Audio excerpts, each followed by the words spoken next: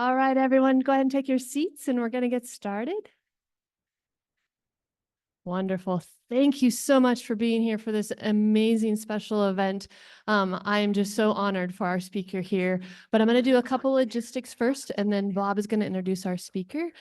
So my name is Cinnamon, and I'm one of your hosts for this evening. Wanted to let folks know that this is a hybrid event. And if you haven't been in this room yet, let me just talk a little bit about how that's going to work. So when we get to question and answer, if you raise your hand, I will bring you, or Miguel will bring you, Miguel's right there, a mic so that folks online can hear and interact with our questions. For anybody that's online, go ahead and put your questions into the chat function. We are on a webinar tonight, so that means you do not have control of your cameras, mics, or screen share, but that webinar is a way for us to interact with us. If you put your questions into the chat box, our staff member here, Mariana, will make sure to read those questions out for our speaker. So that's kind of the logistics on how this event's going to work. Logistics around being in this room. If you need to exit the building and you can do so, you can exit out the back if you would like. Restrooms are kind of underneath of where all you are sitting right now. So just some of those kind of things. Other thing I wanted to do, I had you all here, wanted to promote our Science on Tap event, which is next week on the 23rd. We have our Laverne Weber visiting scientist, Marley Parker, will be here talking about experiences that she's had going out to sea. She is a freelance photographer and basically a journalist and communicator. So really excited to have her here. So I'm hoping that some of you will be able to come back. Same time, same place, just on the 23rd. But since we're here for somebody else, I'm going to hand this off to Bob. Bob is the director here at Hatfield and the AVP of Marine Operations. And so he's going to introduce today's speaker. Thank you, Cinnamon. So it really gives me great pleasure and indeed an honor to introduce tonight's speaker. It's up here. Our speaker tonight is the Honorable Jane Lubchenco. Jane is a marine ecologist who focuses on the science, policy, and communications and politics around the interactions between people and the environment. Especially with her work on climate change, ocean and nature. She's been a faculty member at OSU since 1978, and she has also served in multiple senior roles, and you're going to, I think, be very impressed with what I have to say here tonight. She has served most recently as the Director for Climate and Environment in the White House Office of Science and Technology Policy from 2021 to 2025. She previously served as the Undersecretary of Commerce for Oceans and Atmospheric and Administrator of the National Oceanographic and Atmospheric Administration, NOAA. So she was the head of NOAA. And she's an inaugural member of President Barack Obama's science team from 2009 to 2013.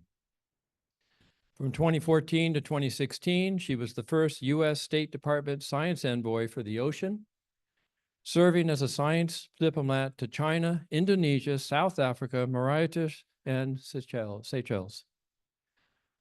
She's an elected member of the National Academy of Sciences, the American Philosophical Society, the American Academy of Arts and Sciences, the Royal Society, the World Academy of Sciences, and the Pontifical Academy of Sciences, among others. She's received numerous awards recognizing her contributions to science and society, and these include 24 honorary doctorates, including the most recent from Oxford. She's a MacArthur Fellow. She's received highest honors from the National Academy of Sciences, and that's the Public Welfare Medal. She's the same from the National Science Foundation, the Vannevar Bush Award, and the Department of Commerce Gold Medal Award. And she's also the highest honor received the highest honor given to a civilian by the U.S. Coast Guard, and that's the Distinguished Public Service Award. She has served as president of the Ecological Society of America, the American Association for the Advancement of Science, and the International Council for the Sciences, the trifecta. She co-founded 3 organizations to train scientists to be better communicators and engage effectively with the public. And these include the Leopold Fellowship, the program, Compass, and Climate Central. And she's also co-founded the Research Policy Network of University Researchers that we know locally as PISCO, the Partnership for Interdisciplinary Studies of Coastal Oceans. And she also co-founded the National Ocean Protection Coalition. I'm actually only the first through about 60 pages of this. I'm going to stop there, and I ask everyone to please join in welcoming the Honorable Jane Lubchenco. I was a little over the top. You deserve it all.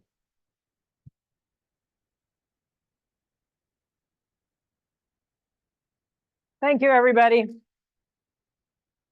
What a pleasure it is to be here with all of you, both everybody here in the room and those of you online. This is a great full house. I'm really honored and really looking forward to sharing some thoughts with you tonight and hearing what is on your mind as well.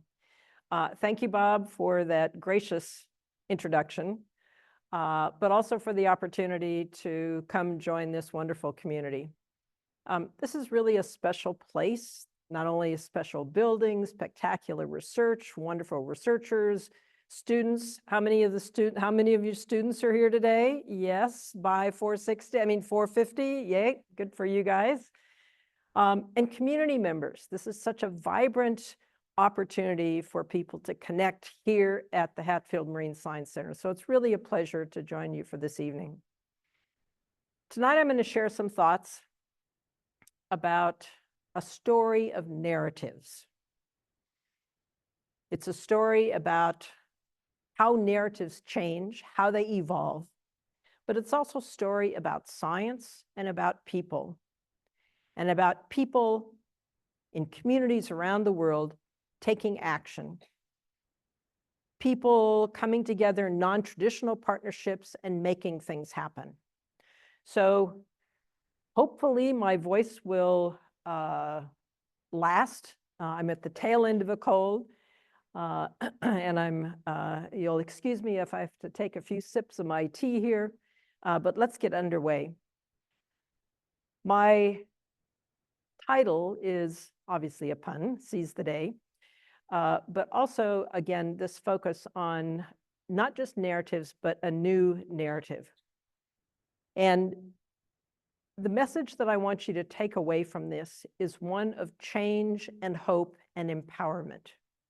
We find ourselves in challenging times and challenging conditions, but there are ways forward, and that's what I want to share with you tonight.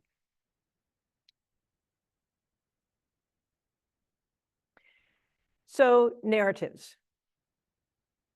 Why do I focus on narratives? Narratives, I think, are really, really powerful, and they're more important than we often give them credit for. Narratives reflect how we think about ourselves and how we see our world. They also can empower us or can constrain us. So it's worth thinking about what are our narratives about, in this case, the ocean. Maps are a type of narrative. You might not have thought about them in that way, but I think they are a type of narrative. So what do our maps tell us about the ocean? Well, most global maps that we see are land-based. They give us the impression that the ocean is actually multiple oceans, and that the oceans separate the continents, and that the oceans separate people. A very different type of projection tells us that, in fact, that previous set of constructs is actually quite deceptive. So you might not have seen this spillhouse projection before, so let me orient you. You can see the Antarctic right in the middle here. You can see this is Australia over here, Africa here. And if we go up at the top here, this is the Arctic Ocean Basin. This is Greenland. You can see the eastern coast of North America here. And then here we have the North Atlantic Ocean. This is all South America, down to the tip of South America. So this is the southern, yep. Oh, it isn't? Sorry. Okay, sorry. Oh, you guys were all following anyhow, They right? were. Whoa, okay. Okay, thank you, Miguel. Thanks, Bob.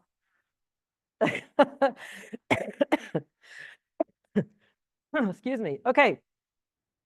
So do I need to start over with that, or are you guys following? Start over. Okay, okay, okay. Excuse me. Okay, so we have Antarctica down here, right? Yes. Australia here. Here's Africa. You can see the the Arctic Ocean way up here at the top. And here is, so Greenland. So this is the eastern seaboard here. Okay, so you see Florida down here, you see Central America here. So this is the North Atlantic Ocean basin. Here's the rest of South America down to the tip of South America. So this is the South Atlantic Ocean basin. Continuing on down here, we have the North Pacific Ocean, the South Pacific Ocean. So you can see here, this is up the west coast of the US. So this is, you can see Alaska here, Kamchatka Peninsula, Japan, etc. So this is a very different type of projection of a map. All of those projections are equally valid, but they tell us different stories. And this one tells us a very different story from the others. It tells us it's all one ocean. It's all connected. And that's the point here. We do have multiple ocean basins, but there's just one ocean. And so instead of talking about oceans in the plural, we should be talking about the ocean in the singular. Very different way, very different narrative than what we often think of. So ponder that. Images are also narratives that we have. And for most of human history, the images that we have had of life in the ocean have been constrained to shallower waters right along our coastlines because that's what was easily accessible. And they revealed a profusion of life.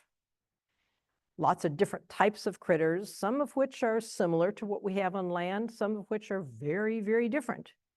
And in fact, about half of the major groups of animals that are known to science are found only in the ocean.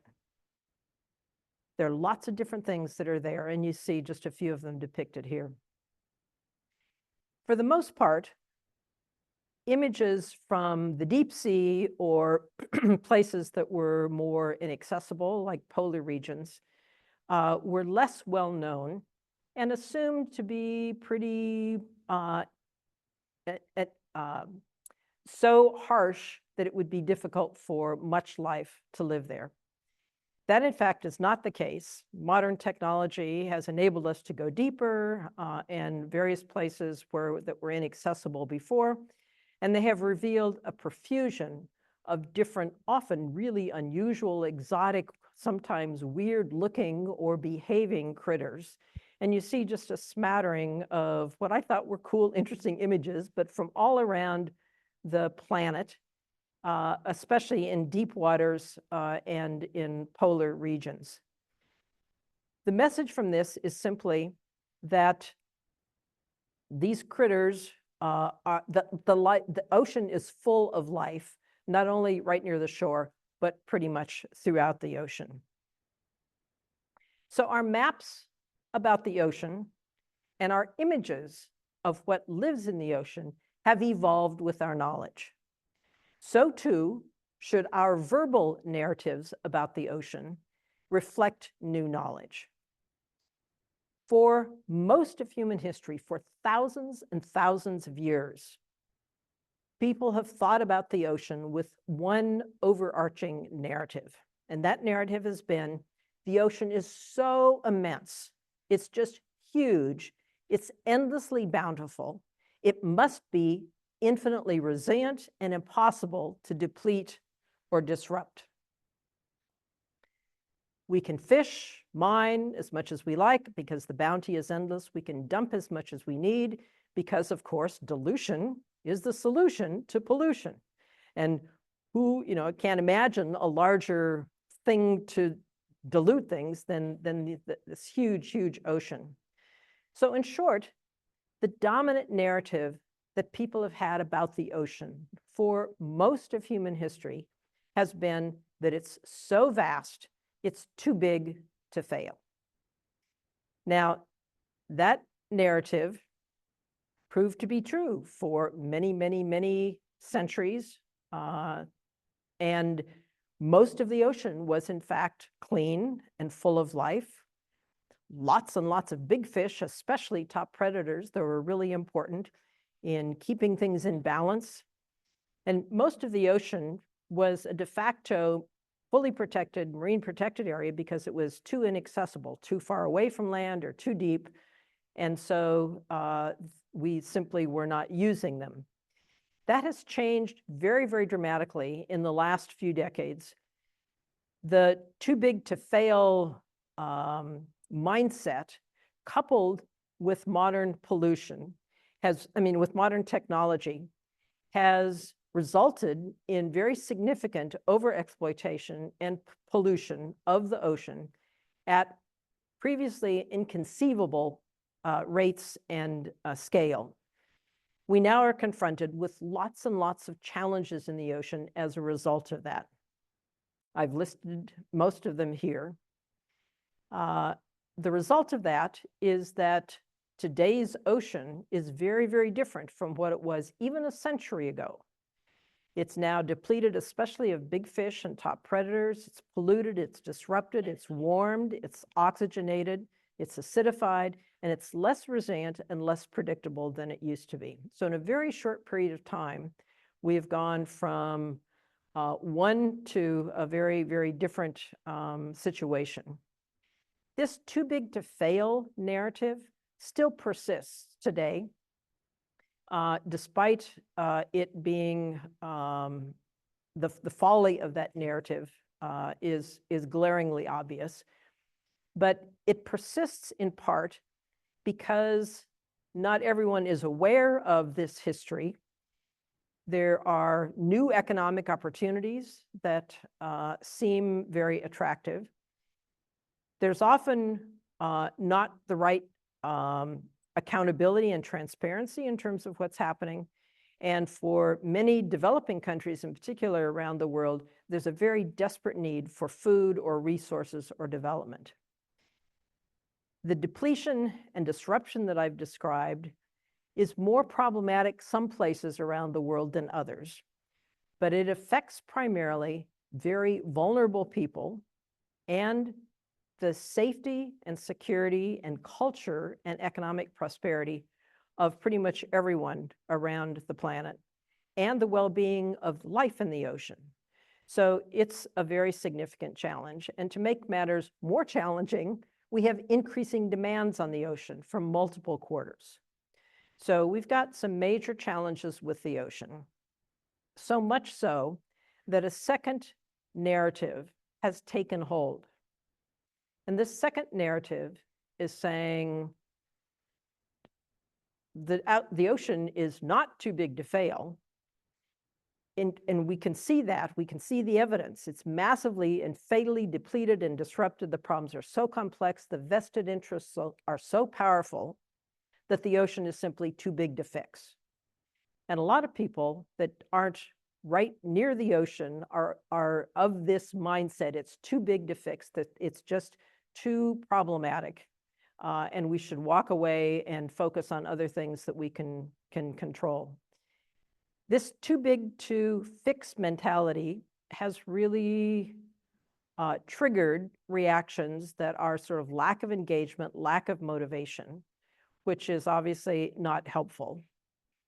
However, despite the fact that there are clearly challenges out there, we're seeing the emergence of a third narrative, a narrative that puts the ocean at the center of the things that are important to us, the center of our future.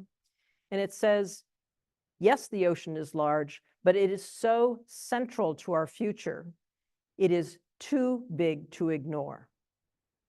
And that third narrative is one that I believe is empowering and encouraging. This narrative is informed by good science and also by indigenous knowledge, and it is powered by examples from all around the world of local communities, of pioneering fishermen, of CEOs, of some heads of state, and young people that are saying, we are not buying into that too big to fail narrative. We are actually going to create alternatives.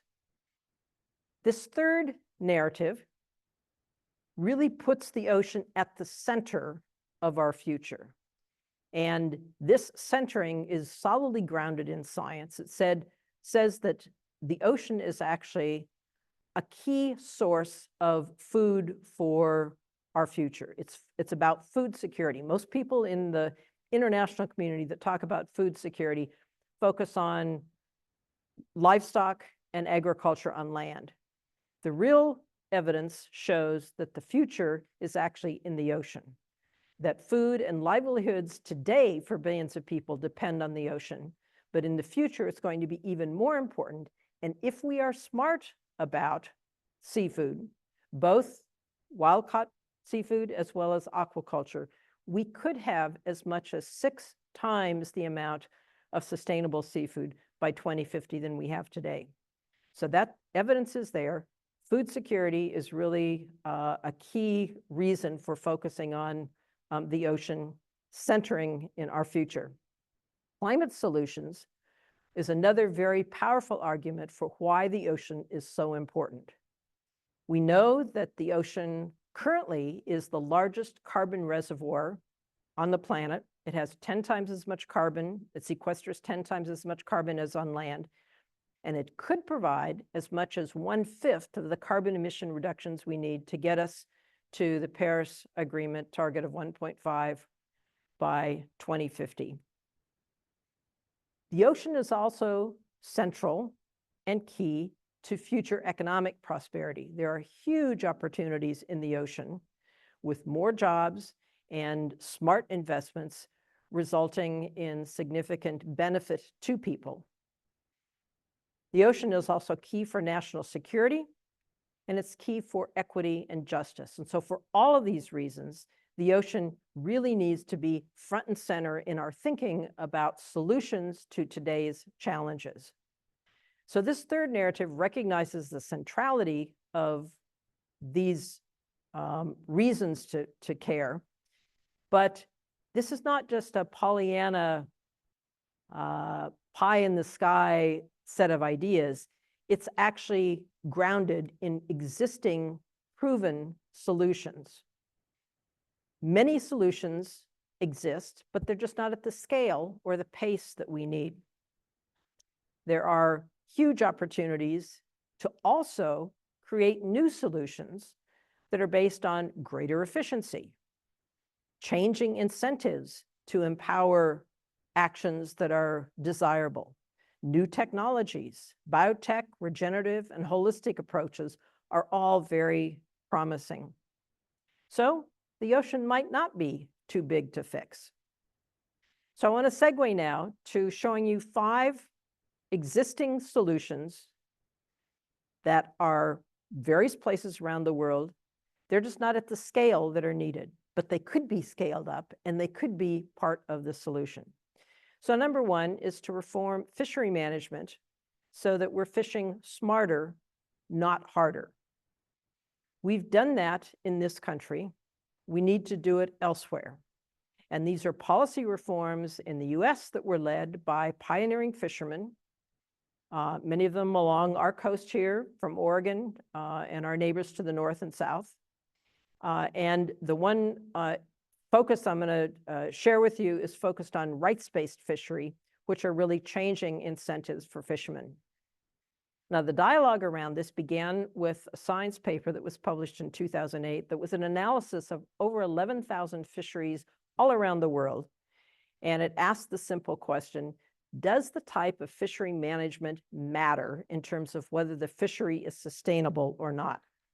And what this paper showed was fisheries.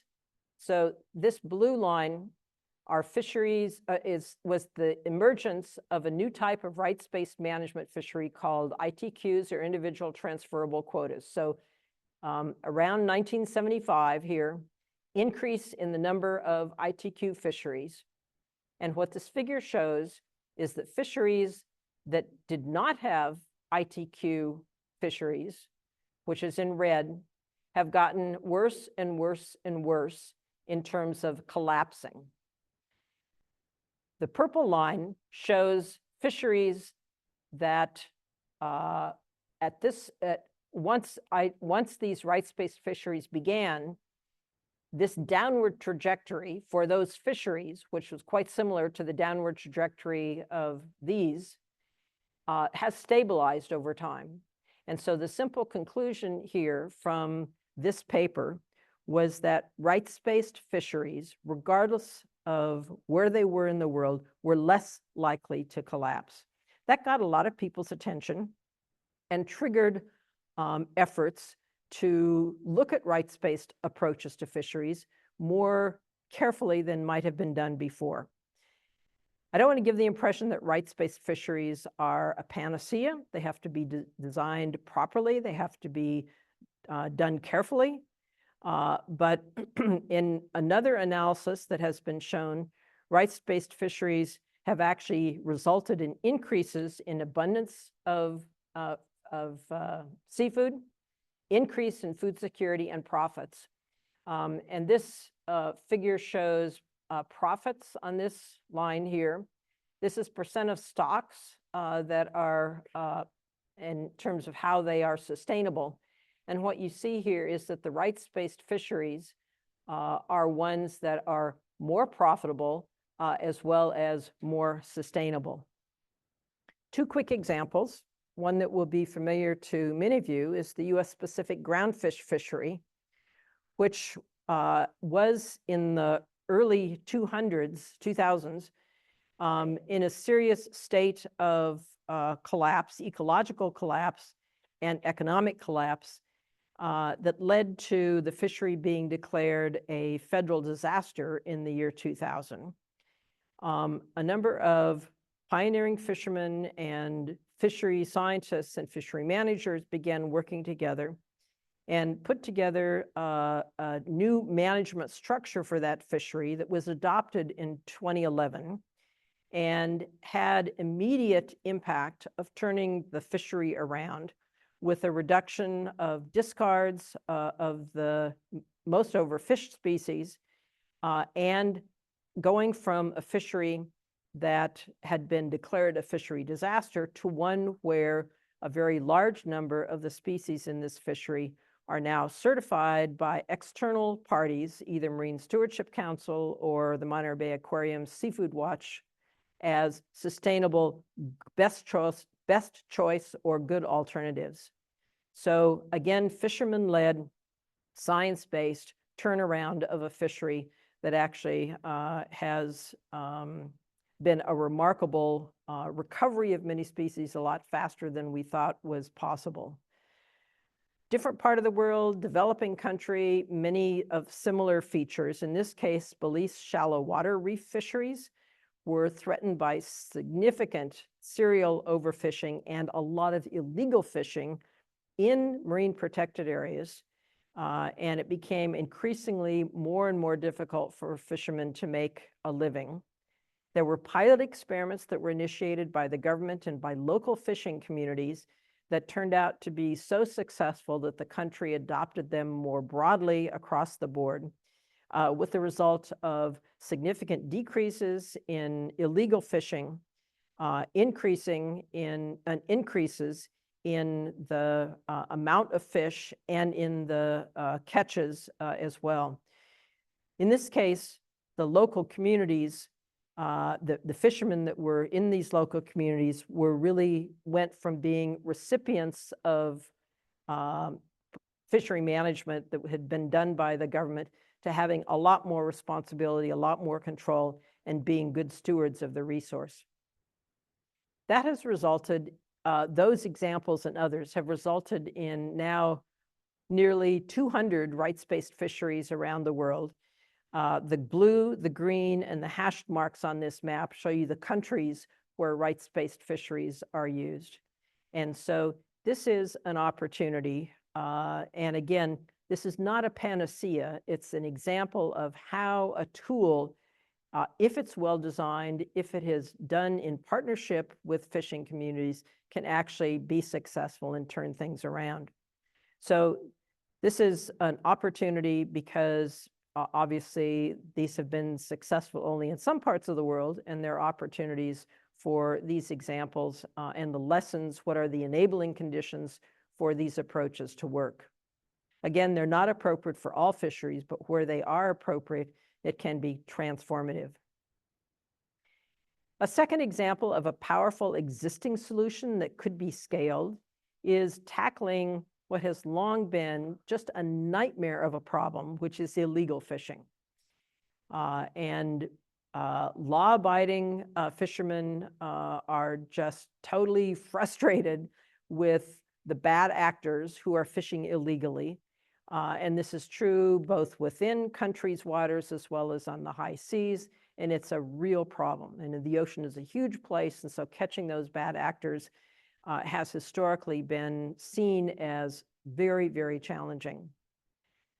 New approaches to dealing with illegal fishing have happened over the last decade and a half, which are really turning things around. It's been a combination of new policies, new champions, use of artificial intelligence and machine learning, and new campaigns and new policies.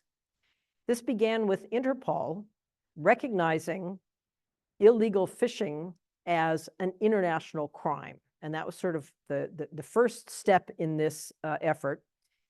A number of key leaders, Secretary John Kerry, who was Secretary of State at the time, Maria Damanaki, who was the Commissioner for Fisheries and Maritime Affairs in the EU. I was at NOAA at the time. We pledged, along with fishermen that we were working with, to tackle the problem of illegal fishing, and made very significant progress in doing that, including creation of a new international agreement whereby countries that sign and ratify this agreement agree to not let illegal fishing boats that have been caught as known to fish illegally can't come into their ports. If they do, the boat and the catch and the crew can be absconded.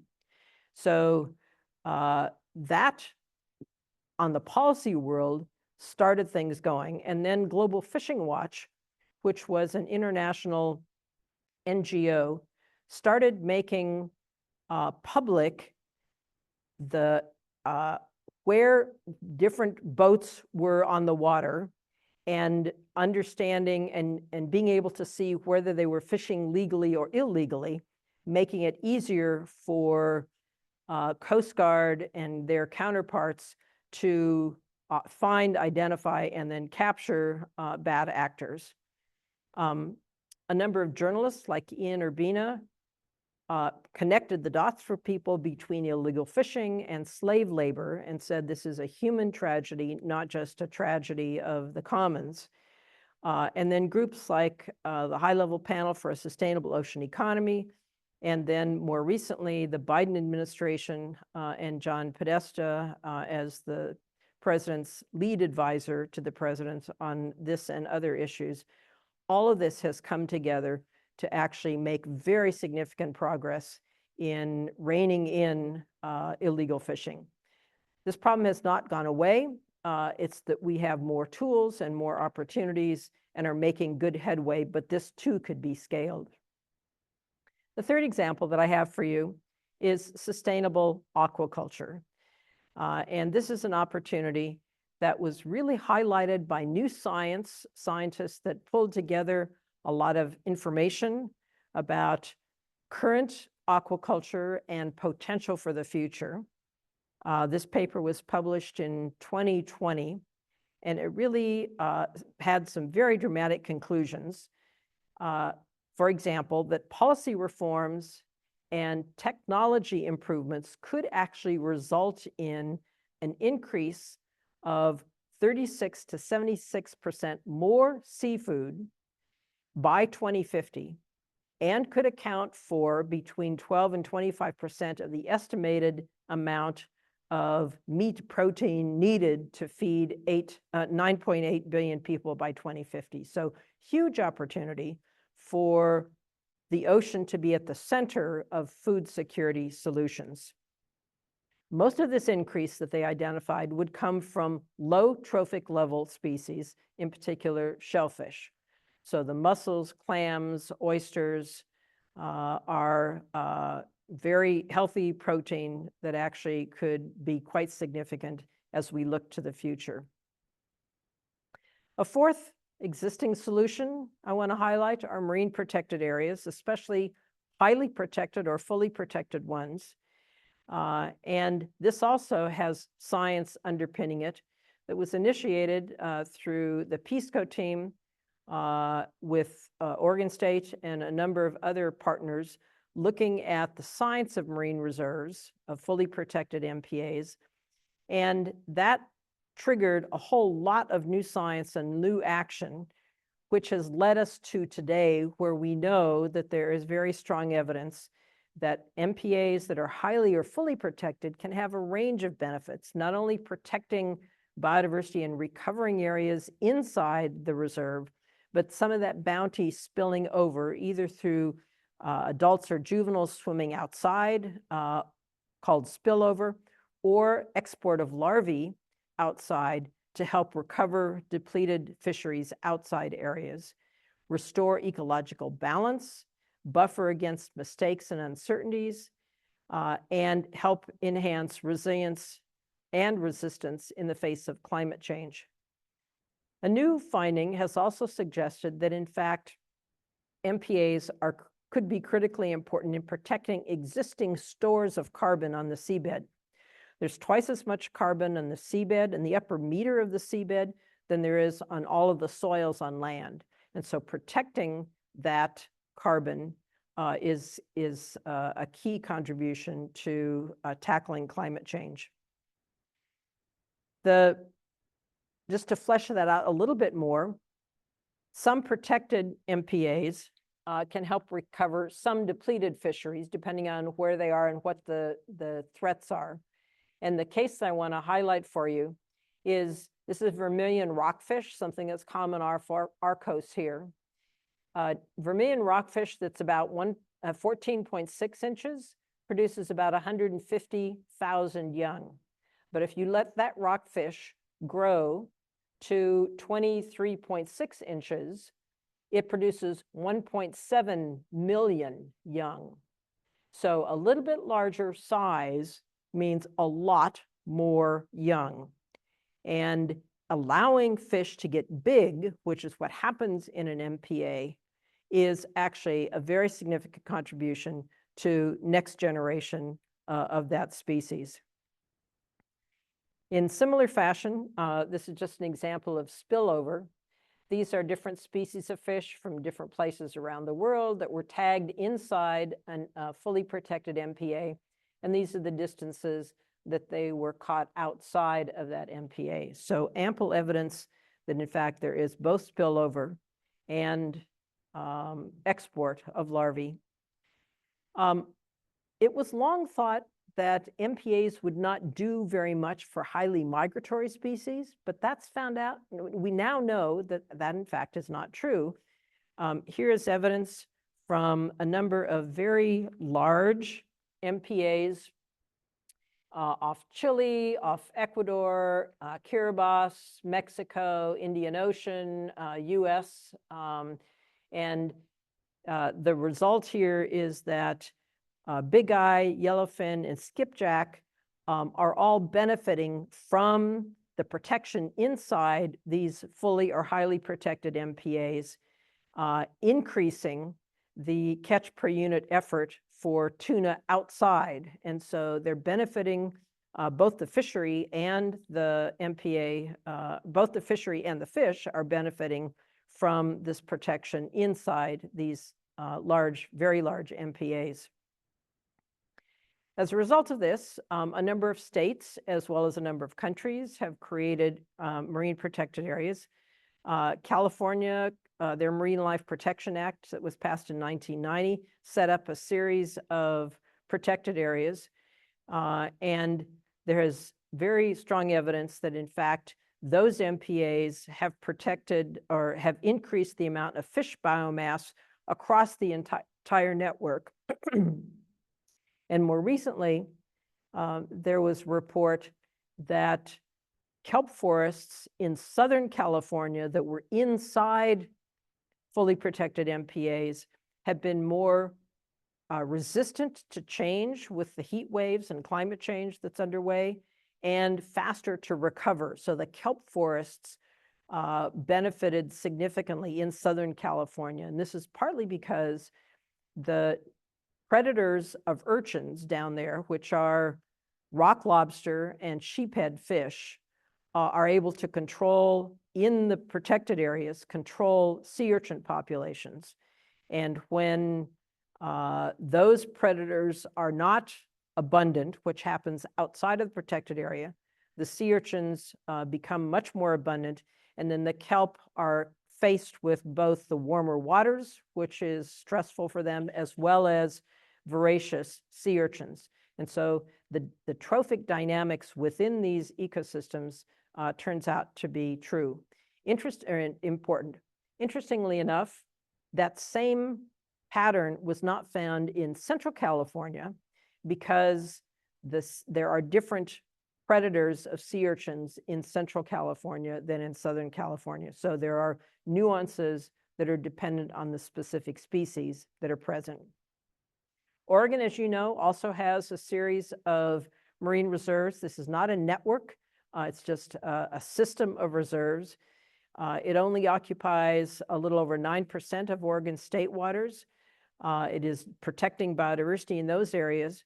And Oregon has really been a leader in monitoring both the ecological changes and the social outcomes of those places, and valuable information is being gathered because of them. In both Oregon and in California, there was very strong engagement of local communities in the design and in the decisions about placement of reserves that was informed by science.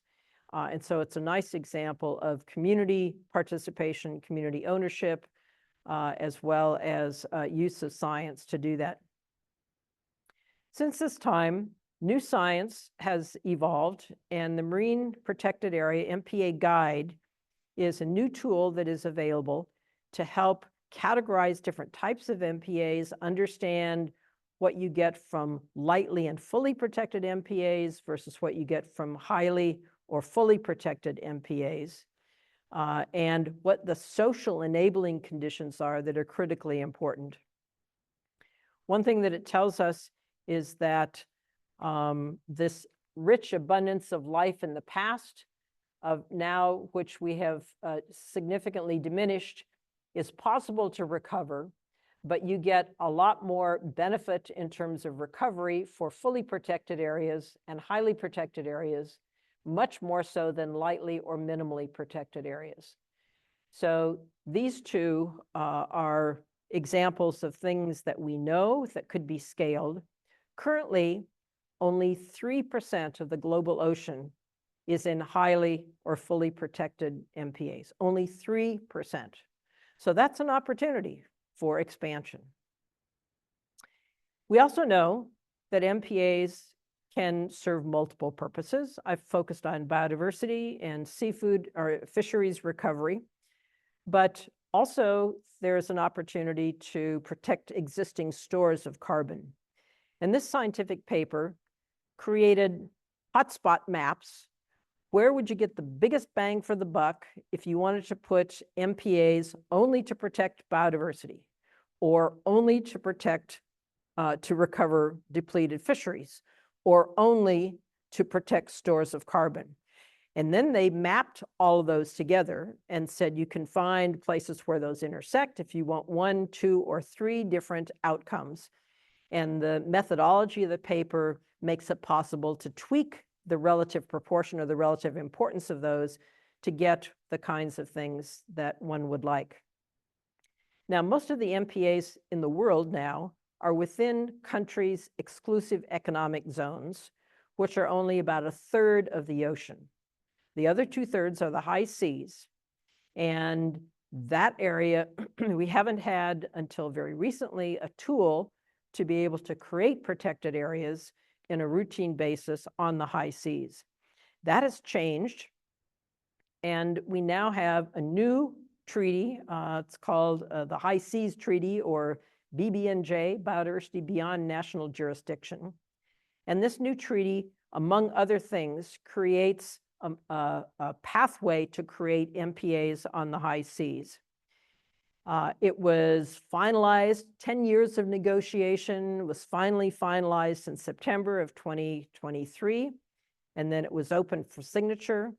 112 countries have signed it and now are in the process of ratifying it. It takes 60 countries for it to come into force, come into effect. And once that is operational, then there will be a process for creating MPAs on the high seas.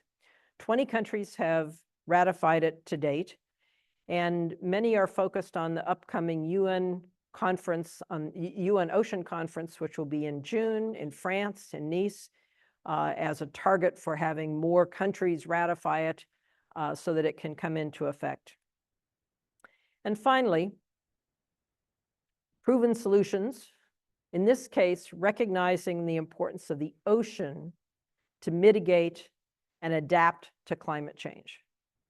Now, for a long, long time, people thought about the ocean only as a victim of climate change.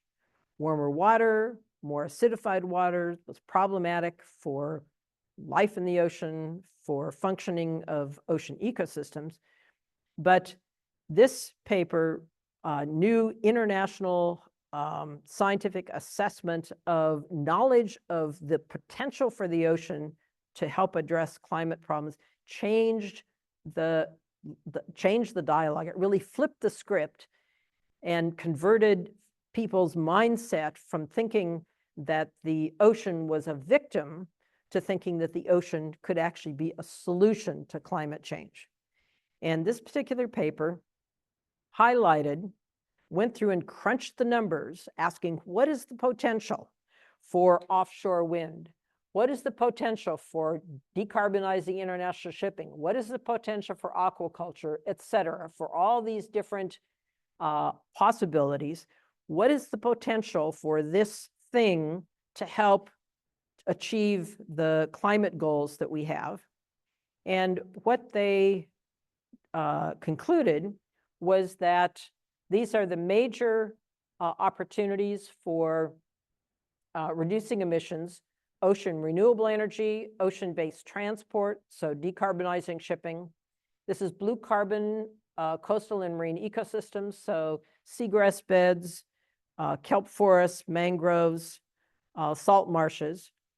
This is fishery, aquaculture, and dietary shifts, and carbon storage on the seabed. So this is the amount for each of those, and they total to about 1/5 of the carbon emission reductions that we need to achieve the 1.5 target of the Paris Agreement. So totally different, sort of reorienting everyone's thinking to climate, the ocean as a partial solution to climate change. That finding triggered a lot of interest and a lot of action by a lot of different countries. In 2023, the US administration produced the Ocean Climate Action Plan, the first plan ever from a country to focus on ocean climate solutions. And it focused indeed on renewable ocean energy, green shipping, and blue carbon. And when coupled with the Inflation Reduction Act and the bipartisan infrastructure law, gave the country the financial resources to actually implement a lot of those solutions that were proposed in the Ocean Climate Action Plan. So I think that I hope you have the impression now that there are existing solutions that we have in hand. They're just not at the scale that are needed, but they are concrete solutions. None of them is a panacea. They have to be done smartly and appropriately, but they offer a huge amount of potential. These existing solutions are now triggering lots of new partnerships and new innovative actors that are saying, let's use this, let's do something. One of which is a group of heads of state and government that have decided to work together to achieve some of these possibilities. This group is called the High-Level Panel for a Sustainable Ocean Economy, or the Ocean Panel for short. And it was initially 14 heads of state and government from around the world. The dark blue are the ones that are the current members. So the 14 initially is now 18. And they are countries that are developed and developing, north, south, east, west. 18 countries in the grand scheme of things is not a lot, but these countries are players in the ocean world. They represent 20% of the shipping fleets, 42% of coastlines, 37% of EEZs, 18% of the world's fishing fleet. So they are players, and they have pledged to take action within their own countries, but also to work together and bring changes internationally. A very influential report really focused on ocean solutions that benefit people and nature and the economy. And this triple bottom line has really been the key to having these heads of state and governments get excited about the possibilities. So the triple bottom line is to protect effectively, to produce sustainably, and to prosper equitably. And so it's not just one goal, it's all three of those goals together. And based on the report that was this report, so the heads of state and government went to scientists and they said, tell us how much bang for the buck we can get for this and this and this and this.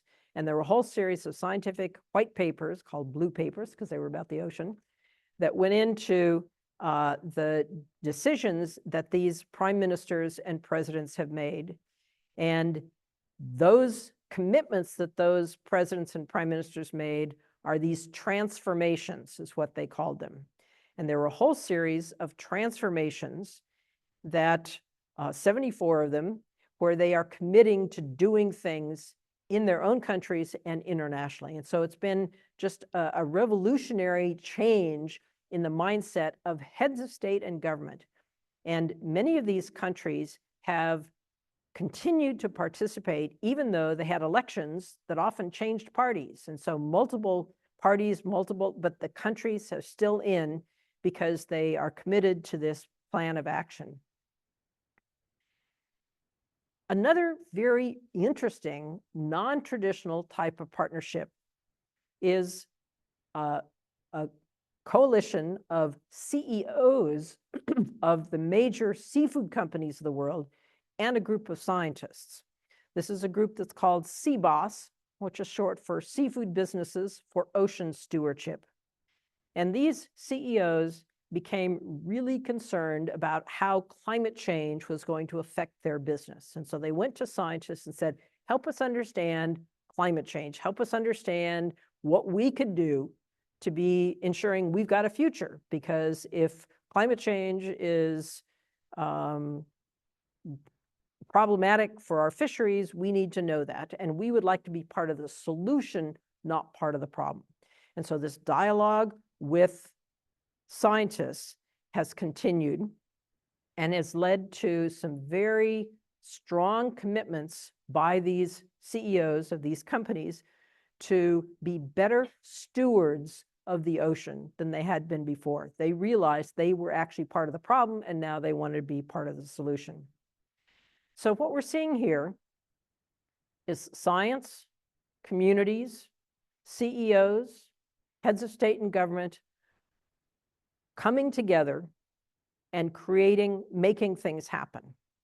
And I think the overarching through line here is one of hope that we can recover the bounty of the ocean and use it wisely, with the goal of more fish in the ocean, healthier ocean ecosystems, more seafood on people's plates, more profitable businesses, and healthier communities.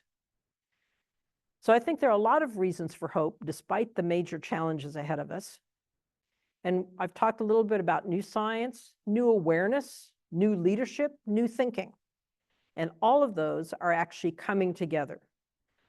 Traditional, non-traditional partnerships, creative financing, although financing remains a significant challenge here, but fresh champions in this world and new institutions. We're seeing proven solutions that need to be scaled, promising solutions that exist, but they aren't at the scale or pace that is needed, but that is an opportunity. So these are things that affect all of us, and there are a lot of things that we as individuals can do, and part of which is why you're here tonight. Learn, listen, share ideas, identify successes, and help spread the narrative about what the challenges are, what some of the solutions are. There are organizations that are actively working on these. You can support them. You can help replicate and scale solutions. You can focus on incentives, both economic and social incentives, creating new solutions, creating non-traditional partnerships. A lot of local communities or a lot of youth groups have partnered with businesses, weighing in with elected representatives so that they know that the solutions are there and that you care about them, are all things that can help provide agency, act on the urgency, and give us all hope. So I think now is the time where we can replicate some of those solutions, accelerate those solutions, and escalate existing successes while driving innovative and transformative changes, with the goal of recovering the bounty, using it wisely. So I started at the beginning with narratives and suggested to you that narratives are really important. We need to think about and be conscious of the narratives that we use, to have them empower us, to have them unleash new possibilities. I also said this was a story not about narratives only, but a story about change and hope and empowerment. We have a new narrative about the ocean that is emerging, with the ocean, the one ocean, at the center of our future. And I would suggest to you that this one ocean sustains and feeds us, it connects us. It has been our past, but it's also our future. And so I think it's now time for a new narrative for the ocean, one that says that the ocean is not too big to fail, it's not too big to fix, but it's too important, too central to our future to ignore. Thank you.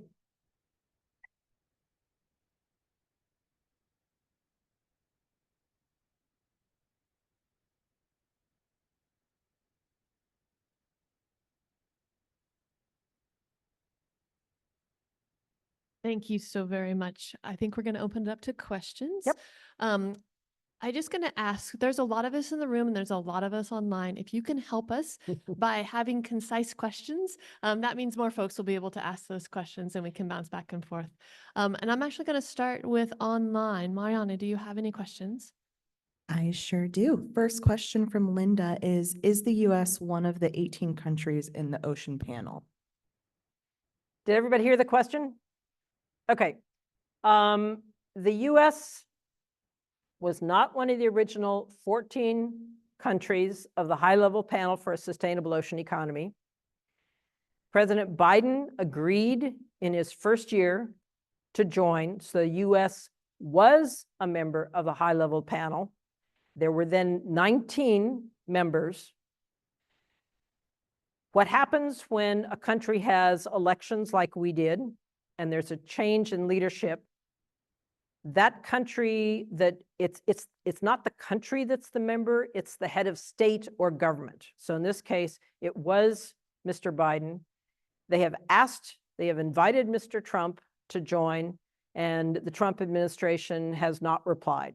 So they are currently, the US is currently not a member. I see a disconnect between a lot of the things that the Trump administration is doing and what the Ocean Panel has pledged to do. So I don't think it's likely, but one never knows.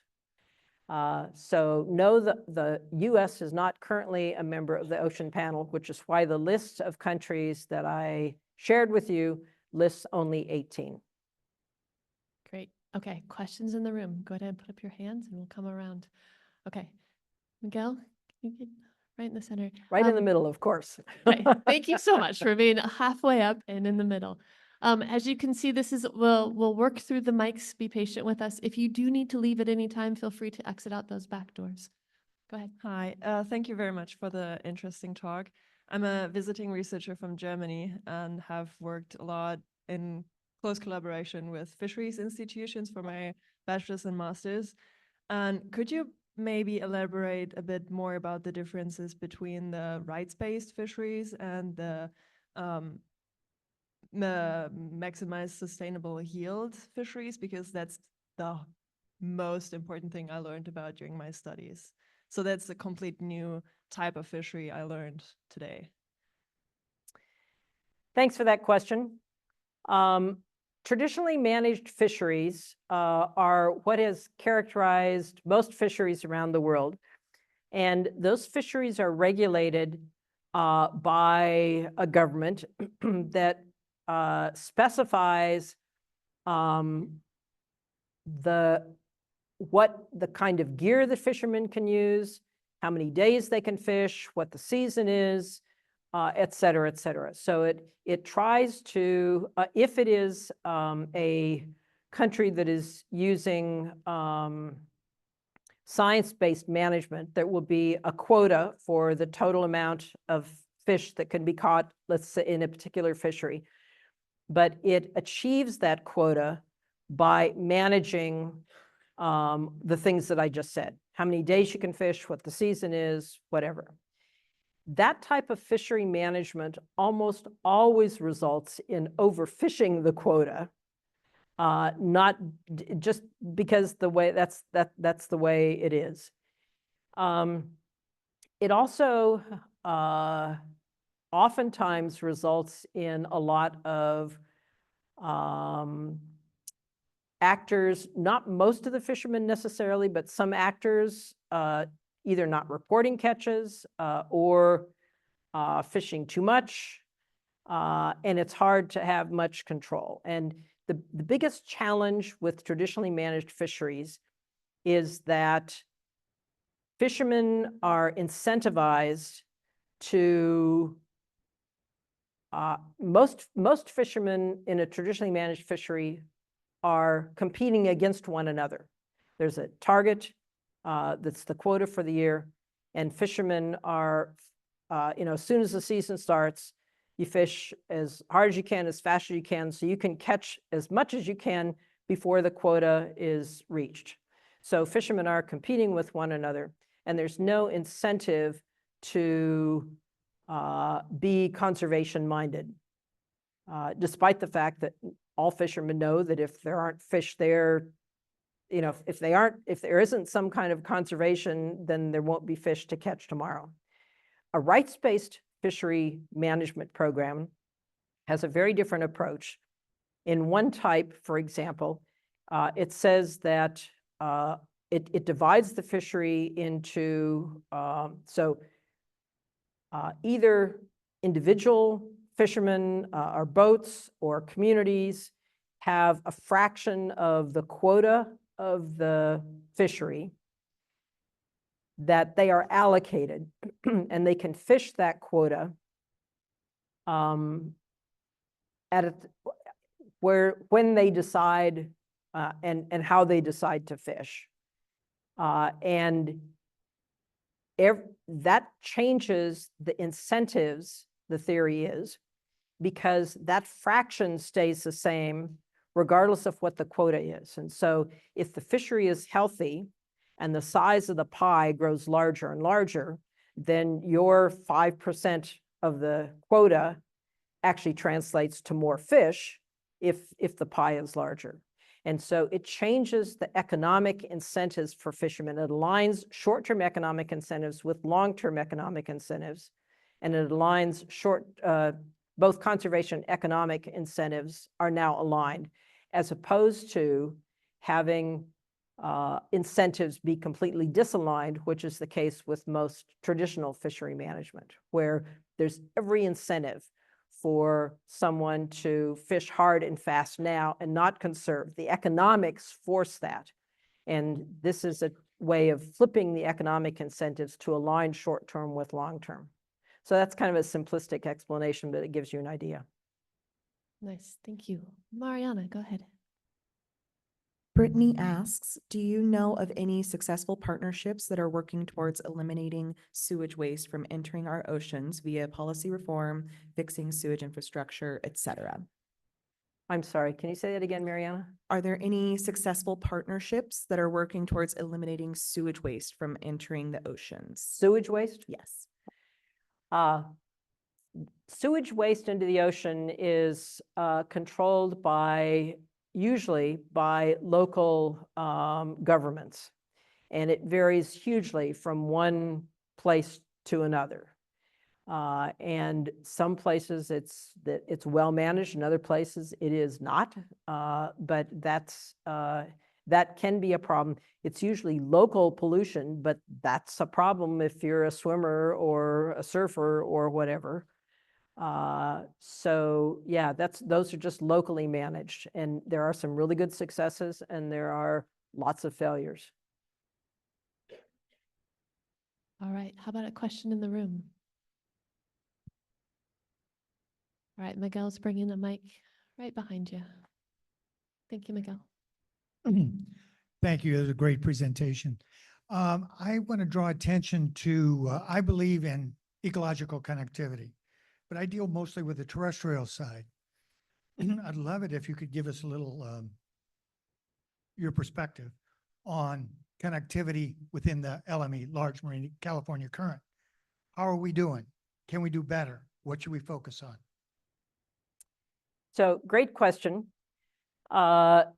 The land and the sea are intimately interconnected, and we need look no farther than salmon to tell us how that is the case.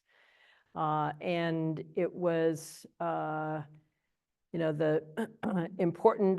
importance of not just species moving back and forth, but the transfer of matter and energy between the land and the sea in both directions is incredibly important.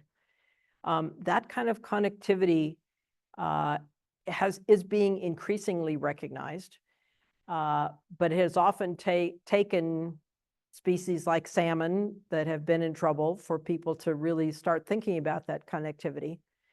And it wasn't that long ago that we didn't really understand how important salmon were in terms of essentially fertilizing forest areas. And we know that is important. All too often, we have sort of this strict barrier between the land and the ocean. And in an ideal world, we would be good stewards of that whole, both the land and the ocean, and protecting that connectivity back and forth. That is being done. You're involved in efforts that are doing exactly that, protecting the land and understanding the connectivity. And that kind of protection on land does need to be mirrored by protection in the ocean. And so creation of national marine sanctuaries, of protected areas in the ocean that are adjacent to protected areas on land help protect that connectivity in ways that couldn't be done otherwise. So that, yes, thank you for shining a spotlight on that connectivity. All right, Mariana, go ahead. Is there a net positive or negative for wind and wave energy? Net positive or net negative impact of wave energy? So renewable energy from the ocean is potentially really, really important for our future energy solutions. As John Kerry was fond of saying, there is no path to net zero that doesn't go through the ocean. And part of that is renewable energy from the ocean. That said, the design and the type of renewable energy needs to be done in ways that are not only cognizant of the science, but that are reflective of the people in the communities that are in that area. And so having the robust discussion and dialogue and co-design of places and community involvement and engagement is critically important. So it's not just a simple question of, is it good or bad? It does need to be part of our future, but it needs to be a collective decision about where and how and exactly what that looks like. And that's why getting the information about the science to help inform those social discussions and social decisions is so critically important. Great, thank you. We'll take a couple more questions. We're running a little bit, but go ahead, Miguel. Jane, thank you for talking to us tonight. Could you discuss oxygen dead zones? I don't know if it's a new problem. It seems like it because I've only heard of it in the last 10 years. And what's being done about that sort of problem? Yep. So ocean dead zones have been something that was well known to exist certain places around the world. The Black Sea, for example, or the Gulf of Mexico are areas, and they typically were at the mouths of rivers that were draining a lot of agricultural areas. And so an infusion of nutrients, in particular nitrogen, into an area that would stimulate the growth of the microscopic plants, the phytoplankton. Those plants would grow much faster than the herbivores eating them, and would often die. And when they are being decomposed, the bacteria decomposing them would use up oxygen, which is why it's called a dead zone. That means either low oxygen, hypoxia, or no oxygen, anoxia.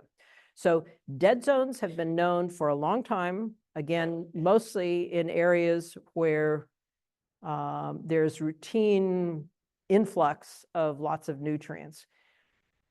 More recently, we have seen the emergence of zones of hypoxia or anoxia in places that they didn't used to exist, and that's true off our coasts here.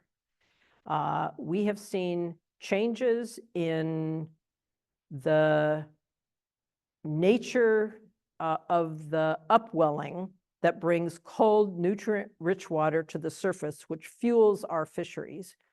And those changes have resulted in influx of, or have resulted in creating the conditions that are conducive to dead zones. And so where is Francis? Are you here, Francis? He had to leave. Okay.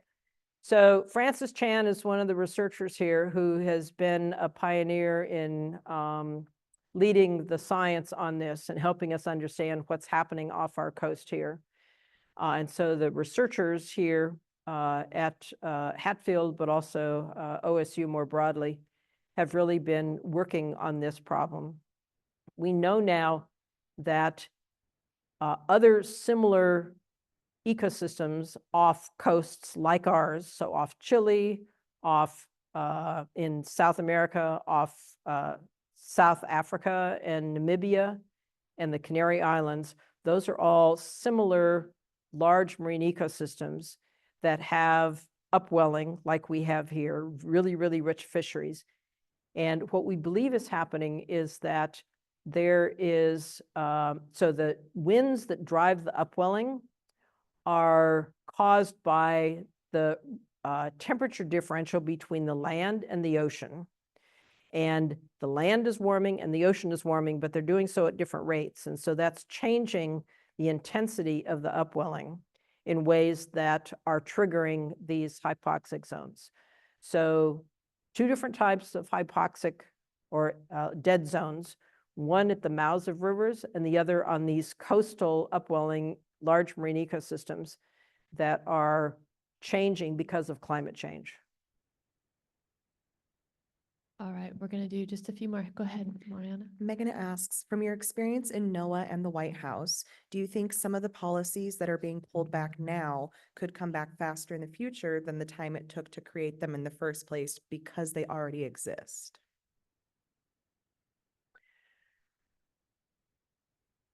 Big question. So a lot of what we have benefited from has been the gradual evolution of the knowledge base and the translation of that knowledge base into information for people, services for people, and stewardship. And that combination has been, by and large, really important to helping inform citizens, inform management, inform policy, while creating new knowledge and new solutions. And all of that enterprise is now being dismantled or being proposed to be dismantled by the current administration, that are firing scientists that are developing the knowledge base, are defunding scientists at universities and think tanks and NGOs around the world. And so the knowledge base that can actually help us do better in the future is being seriously threatened.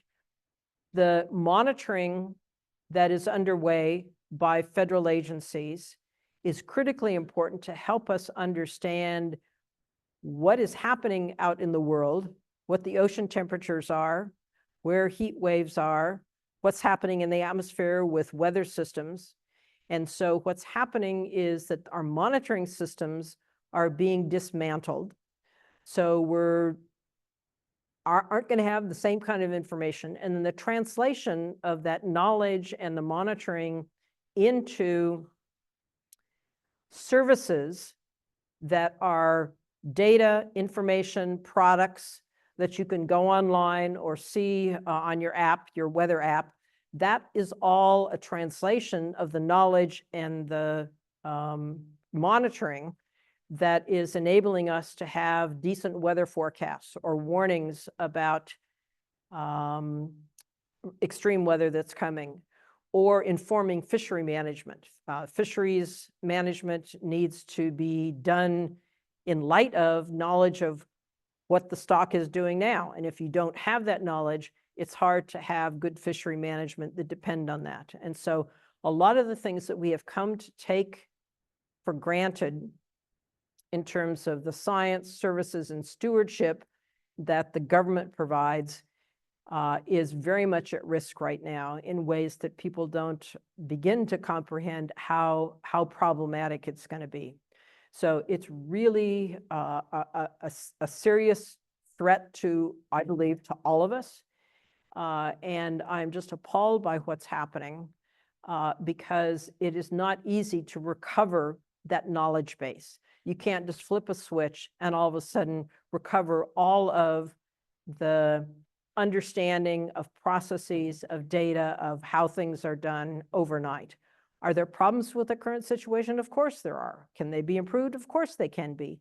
But dismantling everything wholesale is not the way to achieve those improvements. It's incredible waste of taxpayer dollars and a huge disservice to our entire country to be dismantling the very people and process and information that we have come to rely on that is so critical. So I'm just so upset with what's happening and hope that everyone who cares about this We'll let it be known to our elected representatives and to others.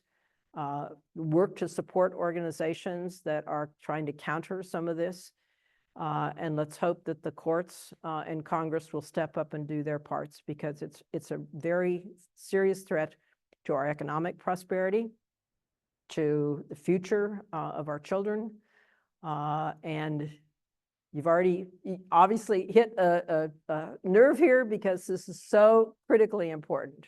So let me end on a note to the question, which was, can we recover this?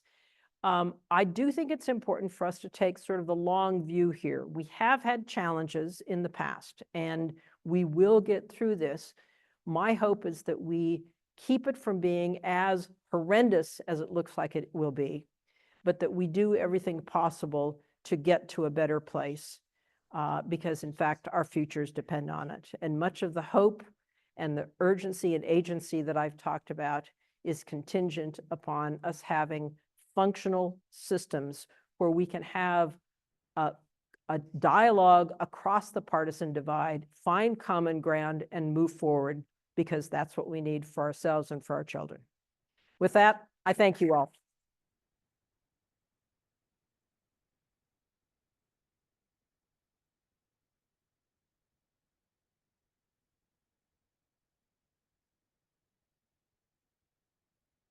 Thank you. Thank you, everybody. Thank you so much to our speaker. Hopefully we'll see you next week, everyone.